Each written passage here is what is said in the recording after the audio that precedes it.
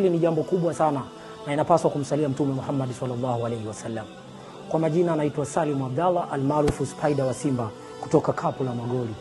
Niwaambie ndugu zangu, wanapoona Kapu la Magoli huu upande wa pili, watu wa kukoroma kwenye majangwa, wavua kambale, hawa chula, wanaogopa sana, wanaona leo kuna jambo gani kubwa. Lakini niwaambie kitu kimoja, hatujakuja kwa mambo hayo. Leo tupo na Kapu la Magoli, litakuwa kapu la Qur'ani tukufu. Je, wajua Qur'ani tukufu ina ncha mbili? Moja ipo kwa Mwenyezi Mungu Allah Azza wa Jalla.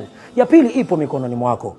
Kwa mara ya 26 sasa, Al-Hikima Foundation chini ya Sheikh Nuruddin Kishki inawaletea mashindano makubwa zaidi ya Qur'ani tukufu barani kote ulimwenguni, yatakayofanyika tarehe 1 mwezi wa 3 2026 kuanzia saa 12 asubuhi mpaka saa 6 za mchana.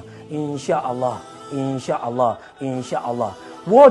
Wote wana Kapu la Magoli, familia ya wana michezo yote, wote tukutane katika uwanja Benjamin Mkapa. Hii ni ncha kwa ncha, bega kwa bega, mkono kwa mkono, mguu kwa mguu, hadi Benjamin Mkapa. Tukutane insha Allah.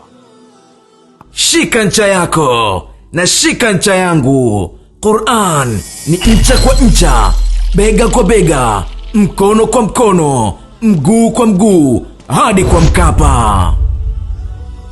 Mashindano haya yapo chini ya udhamini mkuu wa benki ya PBZ Ikhlas.